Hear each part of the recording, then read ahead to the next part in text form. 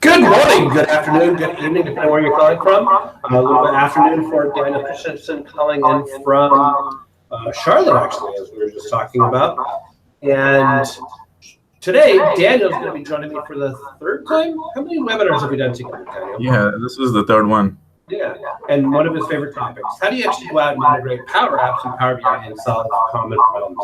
And in this one, it's actually his son's project, or his son that actually led him to walk through this path and actually solve some of the problems for his son's teacher. Does that sound about right? Yeah, that sounds about right. Yeah, I used him to test a lot of the app and just play around with it just to make sure that it was in the right direction, and it turned out pretty well. Outstanding. So why don't you go ahead and share your screen? Okay. And once your screen is shared, I'm actually going to turn off my camera. If my camera's on. Once your screen is shared, oh, it looks good. I want you to introduce yourself. Who's Daniel Christian? What do you do? I said you were a triple threat. It looks like you actually have all three logos on there. What does that mean, and what are you doing here? Yeah, sure. So, I always tell people that as far as Power Apps, Power BI, and Flow goes, anywhere where there's two of them, the third one's not far behind, because that's the beauty of the three of them, right? They synchronize, and the harmony between the three of them is so well. That's why I pretty much integrate with all three of them. If I'm building a Power App, I build a Flow for some kind of notification, and then next thing you know, I build a report to show everything that I built and the contents I've put in. So this has actually been, but one of the best hobbies that I've had is to build Power Apps for people, build Power Apps to scenario, and do lots and lots of proof of concepts. And at the end of the day, I share my knowledge. That's why I put all my apps, or most of my apps, up on the community for people to, and this is the Power Apps Flow and the Power BI community, to let people download it, test it, and play with it. And then as I played along with it, folks recognized the work I did, and then I became a Microsoft MVP for business solutions. So moving forward, here's my contact information. Twitter is actually the best way to keep in touch with me. That I always post updates on the works I'm doing, things that I'm working on, and any blogs that I've written. I posted over there. So if there's anybody interested in keeping up or keeping up to date with my work, I highly recommend them that follow me on Twitter. A little bit about who I am and what I did. I already give you guys an idea that I come from an infrastructure background, and I always emphasize saying that I am not a developer at all. I came from a systems engineer background. One of my first jobs was just to rack and stack servers. So I come from an infrastructure background. I do not code, but I was very attracted to InfoPad Designer. I was a heavy user of InfoPad Designer, and then, once that InfoPad Designer, the plan to deprecated came up, and after I went through some group therapy sessions to recover from that feedback, I took on Power Apps as a challenge to see how Power Apps is. And then it is so much more than what InfoPath is. It is an app building process by itself. So I worked on Power Apps ever since its preview, and then now I am hooked. I play with Power Apps, Flow, Power BI, connectors.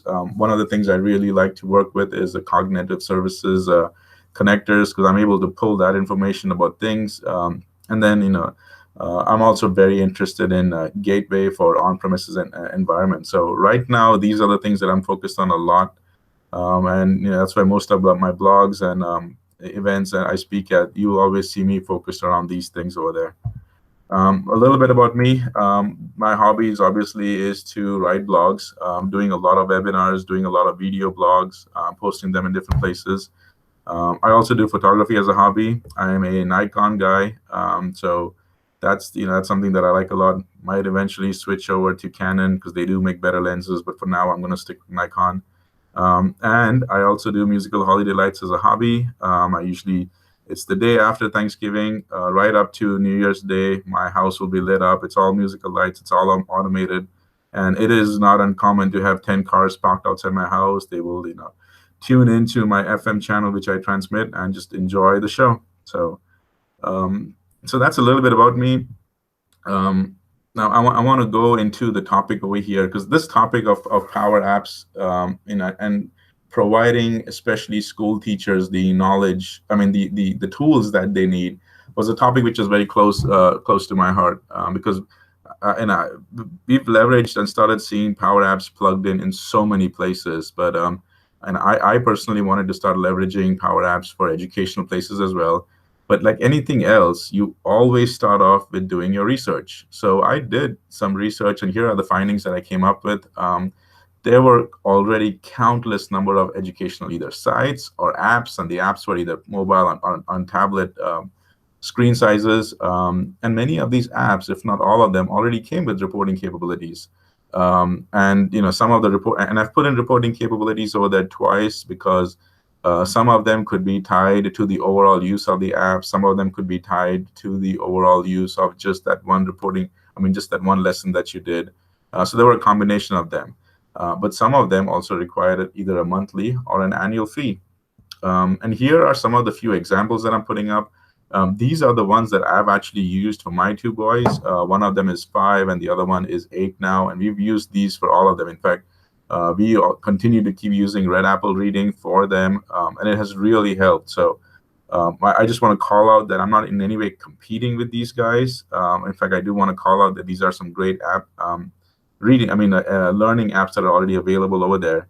But then this is where I got the idea that if such great applications, either websites or apps, are available, but you have to kind of submit to what they have, and you can't customize it, then if these apps already have such great benefits for kids, what more can we do if we can customize our own apps? So that was my whole agenda, and I took on that as a project.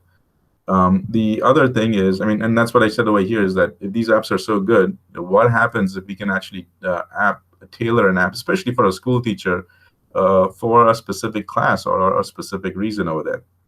So one of the school teachers actually already done this. And if you guys don't already know Brian Dang, you got to follow him on Twitter. He is an ex-school teacher. And now he's a program manager at Microsoft. And he just basically, I love it the way he says it, that if an app doesn't exist for your classroom, make it. And that is just a great example. And he's just a great guy to hang out with as well. I highly recommend following him on Twitter, because he just constantly gives out some great information over there. And he's just a great example that if a school teacher wants a specific solution for his or her class, Power Apps can provide that for you. And it is a very user-friendly product to help build that. So one of the things, like I said, I always do is before I jump into making something, do your research. And one of the research I did was I got some great feedback from school teachers. I'm blessed to live in a community which the block I live on actually has a lot of school teachers over there. So I just sent out a note saying that, hey, school teachers, this is what I'm interested in doing. And I wanted to get some feedback from you guys who are already out there in the field. And do you see the need for apps? And if you've already tested with apps, what are the requirements that you would have? And so I posted this over here, and that's something that you guys can look at, because I wanted to highlight a few of them. Even though the feedback I got was tremendous, I wanted to highlight a few of them. And so in the first one, it was keeping track of the time when the lesson is being done. That was kind of very important. And then the second one kind of adds on is this: just not keep track of the entire lesson or the entire test, but keep track of time of each question. And then I really like the way this school teacher came out, is because depending on how many questions a test has, the school teacher needs to know, how much time was actually going into answering the question with knowledge as against guessing or rushing. And then, is there any places where there can be, show that if the student took the test in the same test again over the period of 1 to 3 months, then has there been any improvement? And so we need some way to show that in the graphing process as well. And then over here, there were some more which was continued, is you want to see the test scores, you want to see which questions were missed. And also over here, said that there should be some places for teachers to give some feedback and things like that. All in all, one thing I do want to point out is that this was for several grades, anywhere from kindergarten right over up to 5th and 6th grade, because those were the type of teachers that I was communicating with. So you will see that in the app, I've tried to take most, if not all, of these comments that I've received. And in fact, there were some of them which was still in my second iteration of this app, because this one I built primarily for kindergarten level. But I'm already going up to the next level to say build a first grade app or a second grade app. So that's what I'm going to demo to you right now, is taking not just coming up with my own ideas. This is feedback I got from the teaching professionals, and they are the school teachers. If anybody could give me a better feedback, it's them. So I took all that feedback from them, and I kind of came up with this app that I want to demo. And it was tested. It was tested with all kindergarten level school teachers. I was, especially some of them were school teachers who selected certain students. And at the end of the day, there were also moms who had homeschooling school moms who had kindergarten level, and they also took the app and tested it. So I'm going to demo that app to you right now, and I'll also walk you through that this was how the app works, and then how I was able to leverage Power BI and Flow to build that report. So I'm going to now go over to my app, and here is the school app that I've made. It's for the kindergarten level. And so right now, when this app opens up, I built it primarily for either a desktop or a tablet one because of just the level of the app that was required over there with the screen size ratio that I needed. If you plan on doing this, then you could design on a Canvas app for a mobile as well. That's completely at your discretion. But this was kindergarten, and I wanted to make it very, funly and engage the students with colors and pictures and things like that. So I definitely made it at least a tablet level, but you can also see this is a desktop one as well. So for this example, I'm going to use first name. Yeah, I'll just use him. And the moment I go ahead and select the last name, if there is already, based on the first and last name, you can see that the student ID automatically gets populated. Another thing I wanted to show was that unless and until you've picked, the person over here, the option to go to the next screen is kind of grayed out. So you've got to make sure that the screen is selected, and then the name shows up, and I'm going to click on Start here. Now, I will open up the app and I'll show you, because there's so much going on behind the scenes over here. But this is the first screen, and this first screen is only for math. So in the math section, I'm going to show how many soccer balls do you see. And if you remember, one of the school teachers actually said that there should be some way for the students to know whether whether their answers were correct or wrong or not. And again, this was for kindergarten level, so I made it a little bit more fun. And so right now you see that all the faces are a little sad. If I go ahead and select 5, it is the correct answer. You get a happy face over there. So let's just assume that this is, the student gets everything right, and I'm going to go ahead and say, yep, that's 5. Again, how many triangles do you see over here? I'm going to count. That's 4. How many happy faces do you see? I'm going to count. That's 2. And then how many green suitcases do you see? Again, I'm going to count and put 2. Now let's go over to the next screen, because this was just in the math. Again, remember, this is kindergarten level. This was for math. And now I'm going to switch over to kindergarten reading and make that a little bit more user-friendly. And I'm going to pause over here. One of the school teachers, man, she gave me some constructive criticism.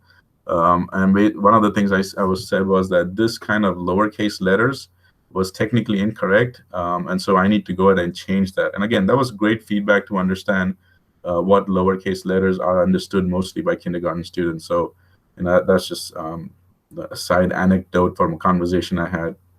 All right, so let's continue over here. There, G was there. And if I hit, so the wrong one, it'll continue to stay wrong. I'm going to do that. E, F, C, and H. And so now, go on to the next one, and this is in the art section, and this is going to be the final one. So let's just assume that this student right now is paying only to the shapes and just puts in this one over here, and then completely forgets about that, or does completely ignores on the face, according to him or her who is a kindergarten level, sees that's correct, and then goes ahead and okay, now notices the colors, still forgets to change that one over there, and let's do that, and we're going to finish this test off. So this could be an assessment test. Usually students go through that when the school, you're going to start a certain grade. So this could potentially be the assessment test before. It could also be the assessment test at the end. So what is happening right now, and there's a little bit of delay because I'm on Wi-Fi and I'm sharing my screen, but this thing moves a lot more faster. It is keeping track of all the work that you've done, and it goes ahead and sends out that information, and it basically says that this was the total score. that we put in. It also keeps track of the total time that you've taken. It keeps track of each and every section that you completed. How much did you do? What was the score, and things like that. But now when you go back to the home screen over there, it is actually ready to do the next session. I'm going to pause over here and we'll jump over to the flow and the Power BI. And there was a little bit of a hiccup over there, but we'll just ignore that because I know I selected one wrong answer. It should be 14 out of 15, but let's just ignore that for now. I'll go with the flow, and I kicked off the flow. And the flow for this one, which is failed, obviously, right? What the flow does in this area is it just forces to send out, refresh the data set right now. Right now, as we stand, there is no automated way to refresh the data set, but there's a really good article available which tells you how to refresh that data set. And if this feature is going to be out, maybe Chuck can share that later on. But that's all the flow does in this case. Is I have an Excel spreadsheet, which is where all the data is being collected, and it goes ahead and refreshes that data set for my flow, for my Power App. So let's go to Power App right now. And as you can see, this is my Power App. I'm going to refresh that. And the first Power App over here shows all the tests that have been taken overall. So far, there's been 21 people that have taken the test, and the overall score has been 92%. And then you break it down based on the different sections, which is math, reading, and arts. And then you break it also down based on the days and times. But now I'm going to go on to the next section, which is per student. Now, this was actually one of the key things that was asked. And if you recall, one of the school teachers said is that she wants to find a way where she should be able to know what was the best times, because a student should be able to take that same test, 2, 3, 4 different times and figure out how that student is doing on a timely basis. So I'm going to pick Jeffrey over here. So Jeffrey has taken the test at 3 different times, 3 different days, and he's also gone ahead and taken it at several different hours over here. So overall, Jeffrey went ahead and took the test over here. Well, we'll see. Okay, on Sunday, he took the test. I have no idea why kindergarten is up at 9:42 p.m. at night. But anyway, he took the test at this time. And for, lo and behold, Jeffrey, this kindergarten kid did fantastic at 9:42 p.m. at night on that Sunday over there. Now, if I were to go ahead, because he did great, because you can see his score is 100%. And that was for all of them, for math, reading, and arts. If you want to go into the detail of that, the Power BI report remembers, again, the date from the previous one. And I now have recorded each and every question. So at that time, the first question, Jeffrey took only a second for each of those. But in the real world scenario, you can actually see right down to each and every question, how much time did that student take over there? And this answered the requirement of one of the school teachers is to see that how did the student work on that question? Was he or she, the student, spend a considerable amount of time on that one question, or was he or she just going through and said, was this just a thought-based answer, or was this just a lucky guess and tried to just fly through that? The capturing of all the time bound to each of the question gives you that answer over there. And so that's how I was able to get all this information. Same thing also was for the reading, able to figure out that these were the letters in the test. And then that's how Jeffrey was able to do at that 9 o'clock at night. All of them were correct because these were the answers that he selected. And then same thing in the in the art section as well. You can see all the correct answers that were selected and which ones that Jeffrey was able to pick up over there. Overall, you can see that not only was I able to grab the overall performance of the students, but I was able to bring it down to each and every student over here. And in this case, Jeffrey was just a really good example. We can go ahead and pick and choose, some other student and basically see how the performance went on that as well. So that this just basically gives an overview of how the student worked. And you can. But the beauty of Power BI and its integration over here, I was able to relate a student with the day and time with directly the answer, and then I could filter it down right up to the student over there to see how the performance was done for each and every section of the category of that test. But what I want to do is now go back to Power Apps and see how this was done, because Power BI is only as good as its data. And so we need to make sure that we capture all that data. So I'm going to switch over now to the Power Apps, and we'll take a look at that. So I'm going to go back to my Power App. And in this case, as you can see, my data connection is to OneDrive because I just saved all this information to an Excel spreadsheet, which is right over here actually. In the Power Apps over here, I have in the educational section, I've actually got this spreadsheet. This spreadsheet, which you can see was last modified at 6 minutes ago, which means that's when the data was put in. This spreadsheet is where all the information is being saved over there. So when I go to the Power App, I'm going to edit that, and I'll kind of show you behind the scenes how some of this works. So as the Power App is opening up, I've opened it up directly on my my IE browser. I tend to stick with IE Edge over here. And so as the app is opening up, it is loading, and it's going to show you the screens that I've created for that. But some of the key things is I want to show you which of these were images as against which of these were icons. And then the key thing was how did the timer work. So give you an overview, I've got these into so many screens over there. There was the home screen, then one of them for each of the section, which was math, reading, arts, and then finally there was the completion screen. So let's take a look at the math one. Now each of those, where you saw the happy face and the sad face, they're actually two different icons. There was the sad icon for math question 1, and then there's a happy icon for math question 2, and they're all overlapping each other. That's why you can't see it.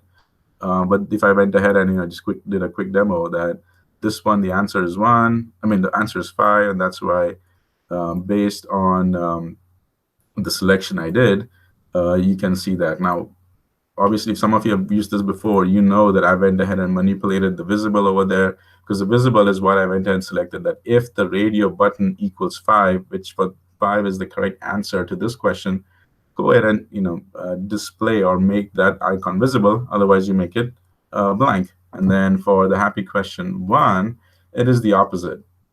That if it is, it's width. This is the visible. If it is 5, then go ahead and hide it as against make it true. So that was basically just a flip-flop over there.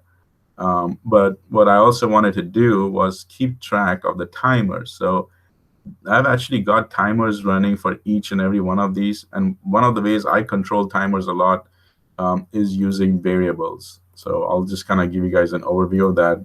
I use a lot of variables. I went ahead and used the global variable using the set function. You guys can go ahead and make it tied to just that screen using the context variable. That's completely at your discretion. You can do that however you see fit. But I went ahead and used the variables, or the global variables. In this case, I wanted to use the global variables because I'm going to present an information at the last screen as well. That's why I used the global variables using that set function over there. So when somebody gets into this page, right, in the screen, the first variable, which is for the first timer, that one goes ahead and gets kicked off to start. That variable is set to true. If that variable is set to true, then the timer for this one, which is timer for question 1, it'll go ahead and start. I left the duration as it is, as 60,000, because that's the default one. You can go ahead and set that to what it is. But now it will go ahead and automatically start over there. Now to go ahead and stop it, the auto pause is what it is. That is also set on another variable over here. So let me go on auto pause, and then in the auto pause, it is set when it is on the opposite of that same timer. So if that timer sets to true, go ahead and start counting. If the timer variable is set to false, which is the opposite, go ahead and stop it. That's basically how I control the timers. And so that was for one of them. And I want to show you the second one, because the second timer over here, which kicks off, is dependent on the first one. So if I go ahead and selected the auto start goes ahead and gets kicked off on this value for the second timer after this one is stopped. So it's basically all dependent on each other. And that is how I'm able to keep track of not just this section, but keep track of all the timings right down to the granular level to the question. So obviously some of you might have already thought of is that if I wanted to add more questions over here, you can go ahead and start, add more timers tied to that one section over here, the entire screen of the number of questions for this category, which was math. So now when I go ahead and click on next, it is also going ahead and now setting the variables, and it's navigating me to the next screen. And the next screen is basically the same thing. What I have is I'm keeping track of all the clicking that is going on over here. Same thing about the happy faces. I've set up one happy face for each of the question. I've set up one sad face for each of the question. As you can see, that's why I've got 6 questions over here, but I've got 12 icons related to the happy or the sad face. I've got 6 questions over here. That's why I've gone ahead and set up 6 different timers. Each and every timer is capturing the time spent for each question. And that is why I'm able to go and get you all that information right down to each of the sections. Not only am I capturing all from the math, but each of the questions in the math, I'm able to capture all of that information over here. And then I'll go ahead and complete that. Same thing for the arts over here. And then, from some of you might think that, this is a little colorful. Again, don't forget that this is a kindergarten person taking the test over here. Now, in the next iteration of this, which will probably be for the 2nd grade level, I might even add more, make it a little bit more less colorful, and use that space so that when the teacher goes ahead and grades it, he or she should have the option to add some comments over there as well. So that's going to be my next level, and when that's ready, perhaps I can come back over here and demo that as well. But what I did was, just to make it a little bit more easier, I kind of cheated a little bit, because this was a question that was asked to me. Is that, Daniel, I know how to use the radio button over here, but how did you attach the colors to each of the icons to each of the radio buttons? And what I did was I just cheated. For each of the radio buttons, I went ahead and added a just an icon over there. That's all I did. But if you go ahead and select that icon, it'll go. Each of these icons are set to a specific numerical value. So if you select it on that, it will say that yes, this is option number 1, but option number 1 was actually tied to this circle of this color. So that's basically how I cheated. And you could come up with another way. I know Brian. He uses data tables a lot. In data tables, he will add some subvariables over there. So there's one way, one way you can do, right? The subvariables could actually be a link to another link to the icon. So there's ways to do that. I just found this as the easiest way. So that's why I went ahead and added the choice over here, which is the radio buttons. But for each of the radio buttons, I just added some of these icons over there. And that's what I did for all of the other ones as well. For group number, question number 3, question number 1, that's exactly what I did. And that's how I was able to get all of this.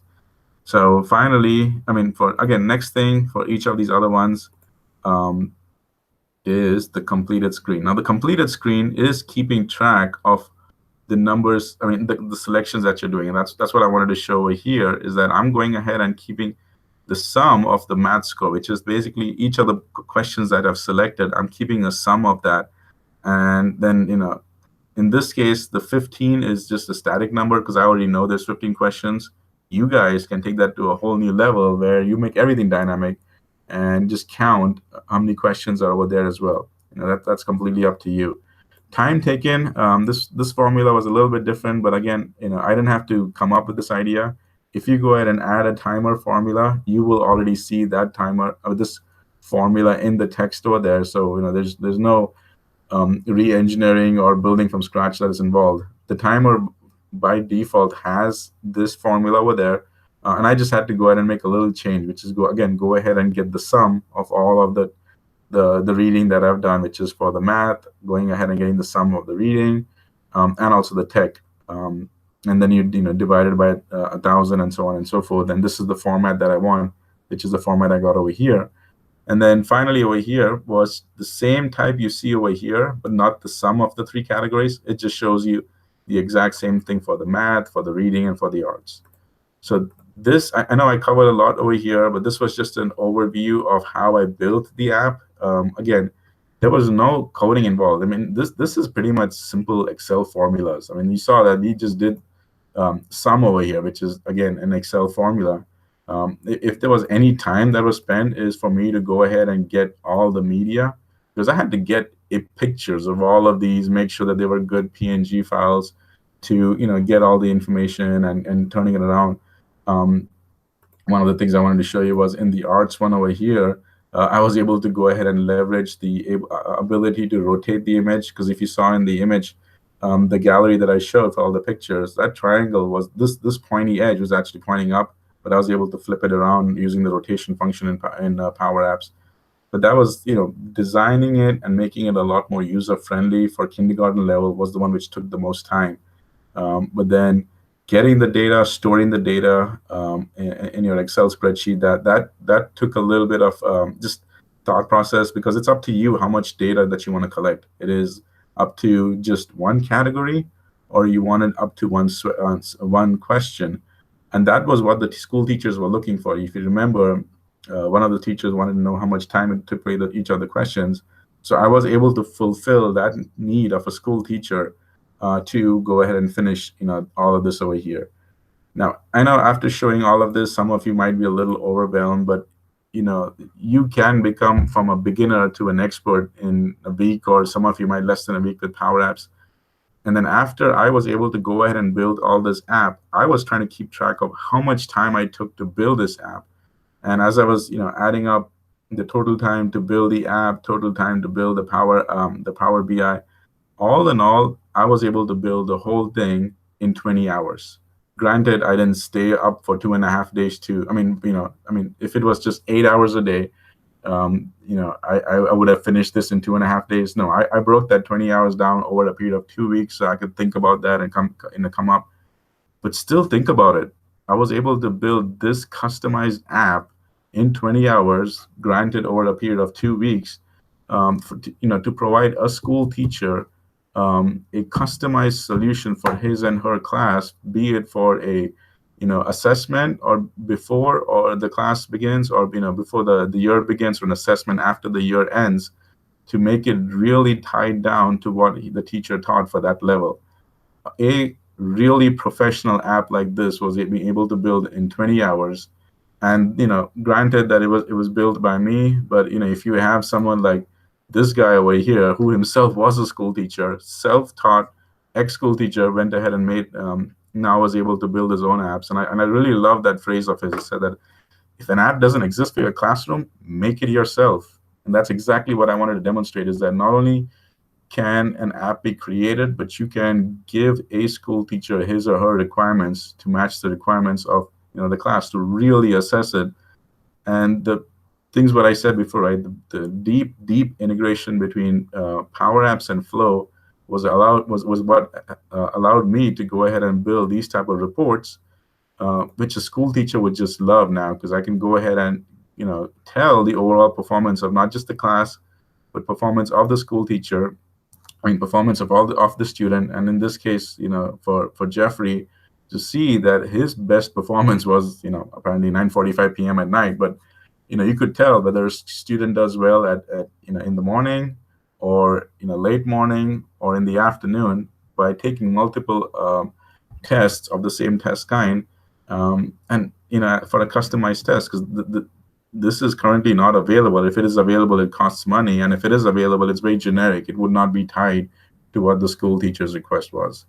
So this is just an overall of how the app was built, overall of the Power BI report, the data all being stored on the Excel spreadsheet in OneDrive. In your case, you could put it on SharePoint. You could put that on Azure SQL, either on-prem or online. And so this is basically where I want to stop, because I know I gave you guys a lot of information, a lot to see. And Chuck, did we have any questions come in? You on mute?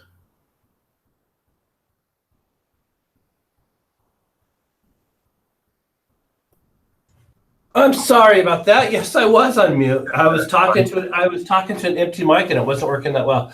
So there was a couple questions, and we've actually managed to answer them in situ.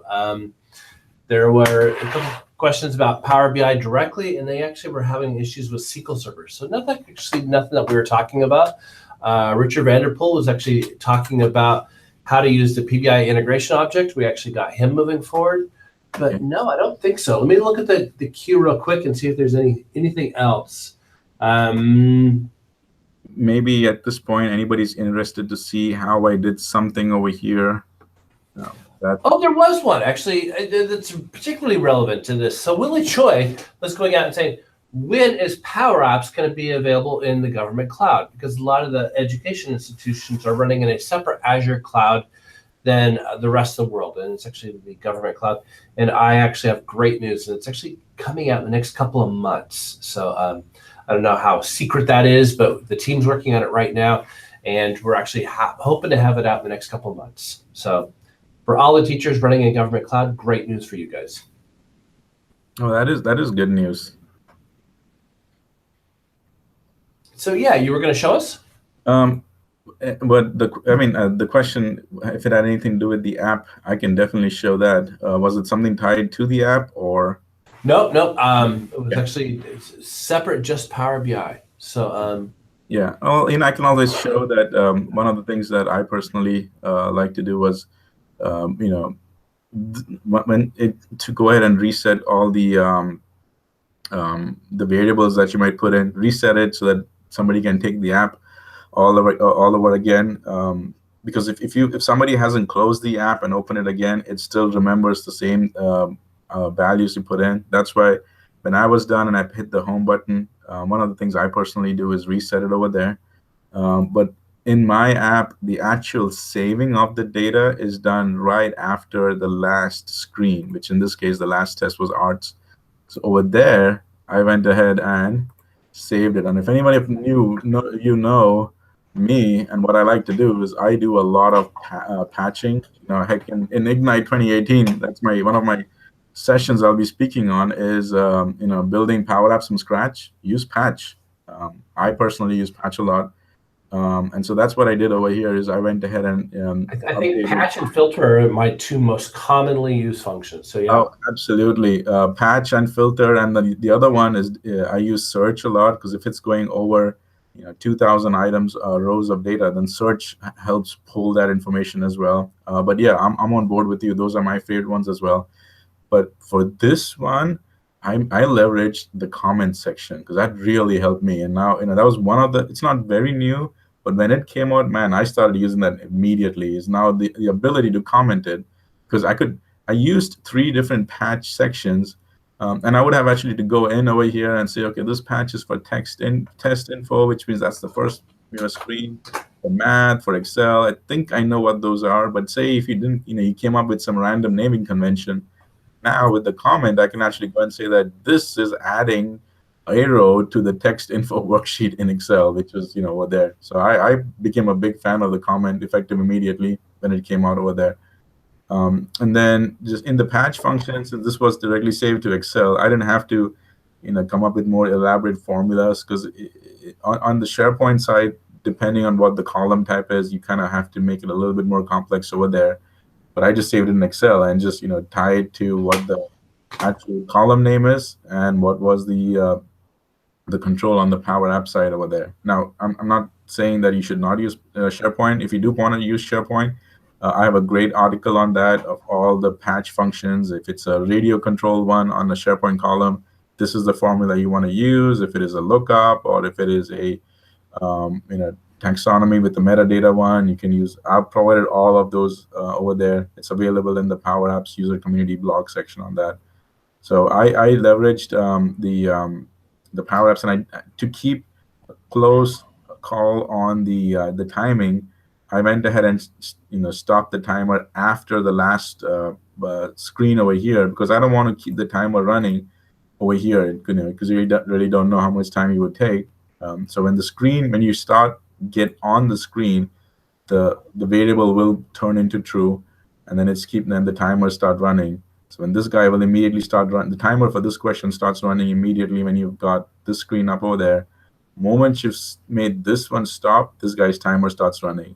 Moment you've selected something over here, this guy's timer starts running. Moment you selected something on question 4, question 3's timer starts running, and so on and so forth. So just kind of think out the logic over there.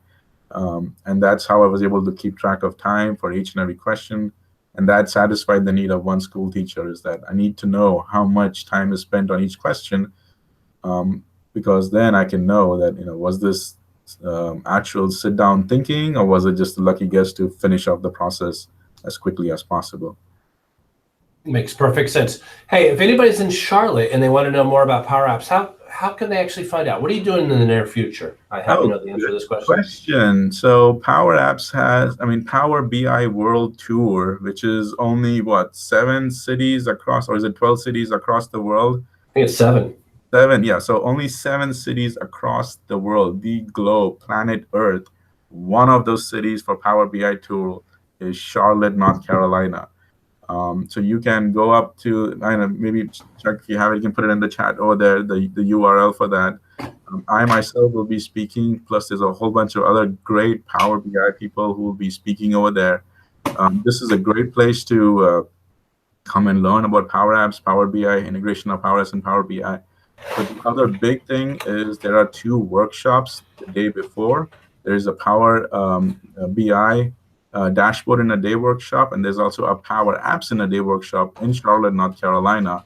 I'm actually doing the app now, which we'll build something very similar to this. We're going to build a blank canvas app, building it from scratch, playing with these variables, playing with these icons, images, based on what you selected, which screen it should switch over to. It is all going to be here in Charlotte, but there's also in 7 other cities across the globe. So if you're close to either one of them, highly consider attending that. And if you're really interested, do those workshops as well, because what you're seeing over here is pretty much what you'll learn over there in those workshops as well, both for Power Apps and for Power BI. So one last question, and we'll go ahead and finish with that, is Lindsay Petty is asking, how can they actually access this app? I'm assuming that you're going to put it on your blog. Is that a fair statement? It is a fair statement. I'm going to put this up on the Power Users community. And what I'll do is I'll provide, in this case, actually, I'll be able to provide the Power App itself. I'll provide the Excel spreadsheet. I'll also provide the Power BI report if you're interested on that.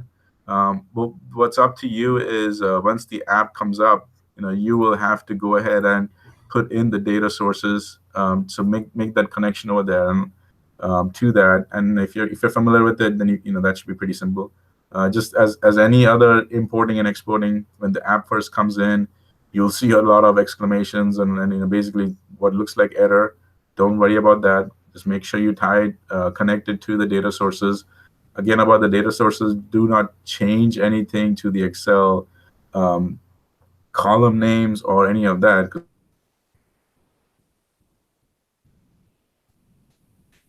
Daniel, you cut off mid-sentence. Are you still there? Well, it sounds like we may have lost Daniel's audio. So with that, my name is Charles Sterling. I want to thank you very, very much. And I think next week we've actually got the Visio crew back on to actually talk about the latest enhancements of the custom visual for Power BI from Visio. So the Visio custom visual. That's a mouthful itself. Thank you very much, and you have a great day.